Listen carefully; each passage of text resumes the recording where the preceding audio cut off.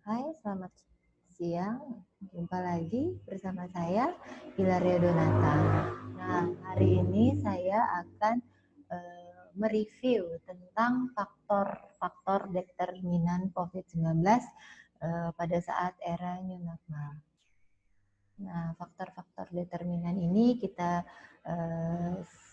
ambil dari teori sesuai dengan teori dari Dahlgren dan Whitehead. Yang pertama itu lapisan pertama atau biasa disebut juga dengan lapisan mikro ataupun hilir ataupun downstream. Nah, faktor determinan yang pertama itu perilaku. Nah, dengan adanya COVID-19 ini di era new normal membawa kekhawatiran bagi masyarakat sehingga dapat mengubah perilaku masyarakat menjadi lebih peduli akan kebersihan dan kesehatan. Nah, hal ini juga untuk di daerah saya khususnya yaitu di Kabupaten Bengkayang, memang ada sebagian masyarakat yang mungkin mereka merasa khawatir, tetapi sebagai masyarakat dapat mengubah perilakunya menjadi lebih baik, yaitu di mana dia lebih peduli dengan kebersihan maupun kesehatannya. Nah, tapi ada sebagian masyarakat juga yang masih bersifat cuek, masih bersifat bodo amat dengan COVID-19 ini. Nah, kemudian gaya hidup, faktor determinan gaya hidup. Nah, COVID-19 mampu membawa sebagian masyarakat untuk dapat mengubah gaya hidupnya menjadi lebih baik, seperti rajin cuci tangan, menggunakan masker, menghindari kerumunan, menjaga imunitas, mengkonsumsi makanan bergizi. Nah, sama seperti dengan perilaku faktor determinan perilaku tadi. Nah, tidak semua masyarakat mampu mengubah gaya hidupnya menjadi lebih baik. Nah, tapi memang sebagai masyarakat sudah dapat menerapkan, sudah dapat mengubah gaya hidupnya, mulai dari cuci tangan, rajin cuci tangan, kemudian sebagai masyarakat sudah menggunakan masker, sudah menjaga imunitas tubuhnya dengan makan makanan yang bergizi, kemudian mengkonsumsi vitamin, dan juga menghindari kerumunan.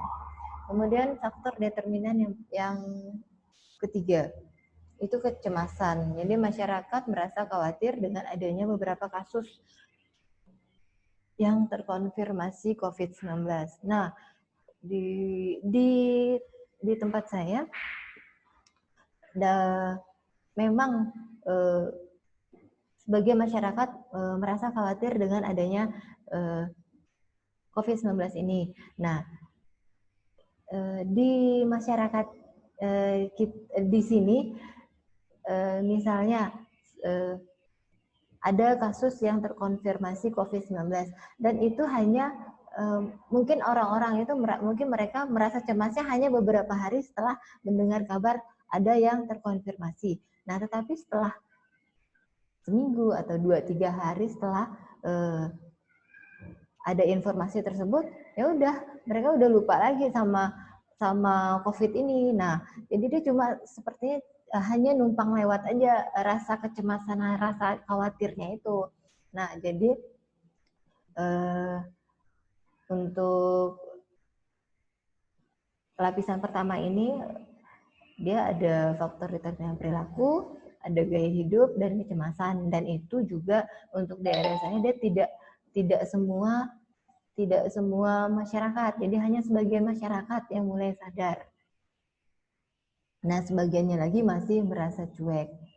Nah, kemudian di lapisan kedua itu biasa disebut juga dengan level meso atau yang disebut juga dengan mainstream.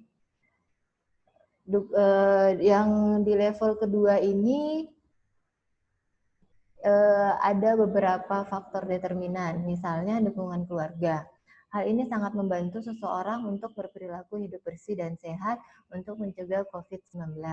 Dukungannya dapat berupa dukungan informasi maupun dukungan instrumental seperti masker, serta dukungan berupa penyediaan makanan bergizi di rumah.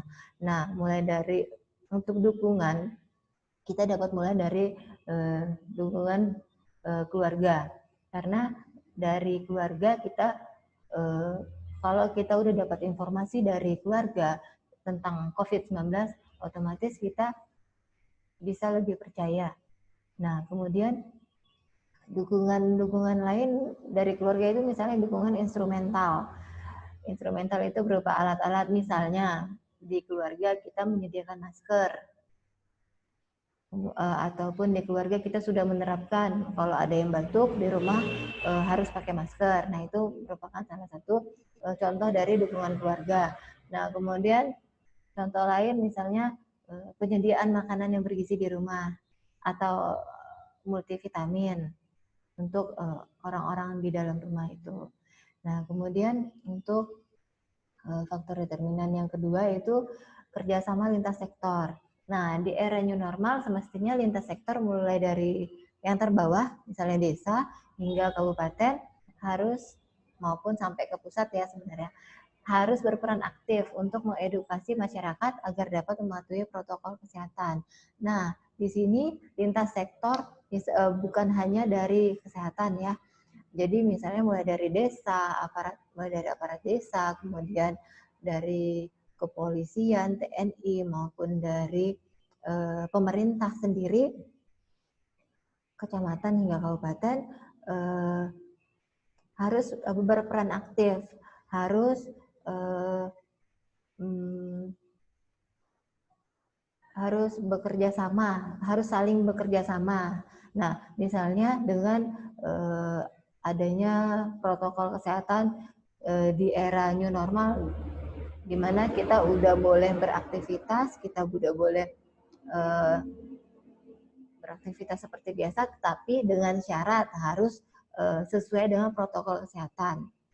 Nah, jadi dari lintas sektor juga harus berperan aktif untuk mengedukasi masyarakat. Jadi tidak hanya dari orang-orang kesehatan yang harus turun tangan.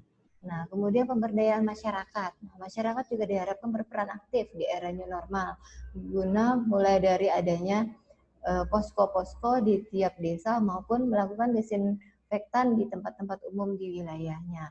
Nah, untuk pemberdayaan masyarakat sendiri, kita dapat memberdayakan masyarakat di tempat kita. Misalnya, mulai membentuk posko-posko. Jadi masyarakat di situ yang jaga posko. Misalnya ada piketnya dari selama 24 jam dibuat shift. Jadi kita memberdayakan masyarakat yang ada di sekitar. Nah, kemudian melakukan disinfektan di tempat-tempat umum di wilayah tempat tinggal kita. Nah, jadi masyarakat di sini yang berperan aktif. Nah, kemudian untuk lapisan ketiga. Lapisan ketiga itu biasa disebut dengan lapisan exo. Jadi lapisan ketiga ini faktor determinan yang ini seperti lingkungan tempat tinggal. Nah, di wilayah tempat tinggal kita ada protokol kesehatan, di mana di era new normal ini di setiap lingkungan tempat tinggal harus ada tempat cuci tangan. Nah, walaupun sudah ada tempat cuci tangan, kita harus menerapkannya. Jadi setelah ada tempat cuci tangan, kita harus menerapkannya dengan rajin cuci tangan. Nah, cuci tangan juga harus seperti apa? Harus menggunakan 7 langkah cuci tangan yang benar. Nah, itu juga penting. Nah, kemudian untuk lingkungan tempat kerja.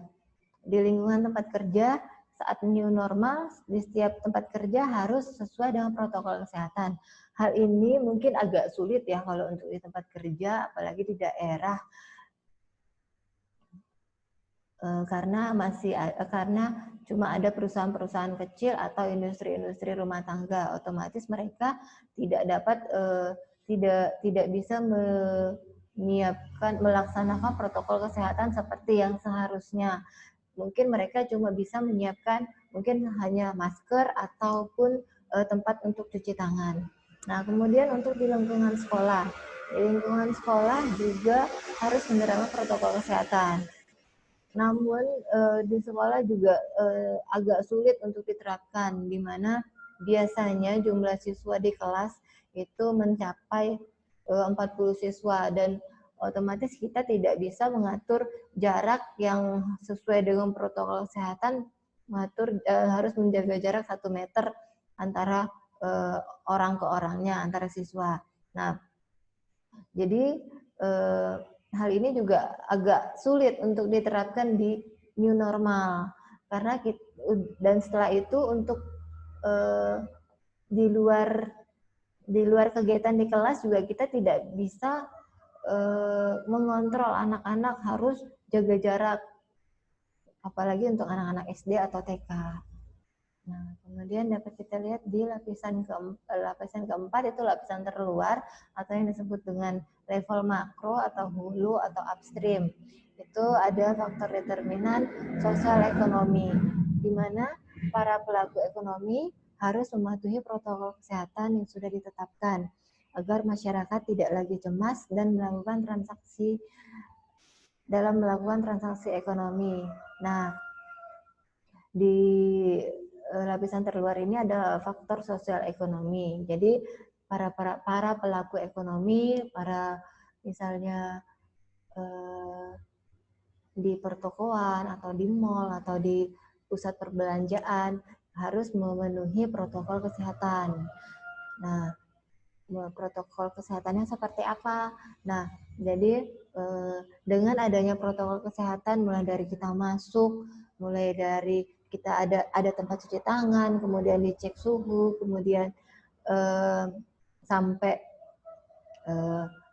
desinfektan tempat-tempat yang sering disentuh oleh orang-orang itu. Dengan protokol kesehatan seperti itu, otomatis masyarakat udah tidak ragu lagi, sudah tidak cemas lagi untuk melakukan transaksi ekonomi. Nah, kemudian untuk faktor determinan berikutnya yaitu kebijakan publik. Nah, kebijakan publik ini sangat berpengaruh bagi kehidupan masyarakat pada era new normal. Nah, contohnya dengan adanya protokol kesehatan yang dikeluarkan oleh pemerintah agar masyarakat dapat menerapkan perilaku hidup bersih dan sehat atau PHBS. Tetapi walaupun sudah ada kebijakan atau aturan seperti itu, aturan tentang protokol kesehatan, masih banyak orang yang belum bisa mengikutinya. Jadi kita agak sulit, apalagi di daerah, agak sulit untuk agak sulit membuat masyarakat untuk dapat menerapkan protokol kesehatan, apalagi dengan ada beberapa masyarakat yang masih bersifat cuek, masih bersifat kurang peduli dengan adanya COVID-19 ini ya. Jadi menurut saya mungkin ya di era new normal ini agak sulit untuk diterapkan, sehingga apabila kalau memang benar-benar diterapkan, saya rasa keberhasilannya sangat kecil karena dipengaruhi oleh faktor-faktor yang sudah saya jelaskan tadi. Nah, saya rasa cukup sekian yang dapat saya sampaikan. Atas perhatiannya, saya ucapkan terima kasih. Sampai jumpa.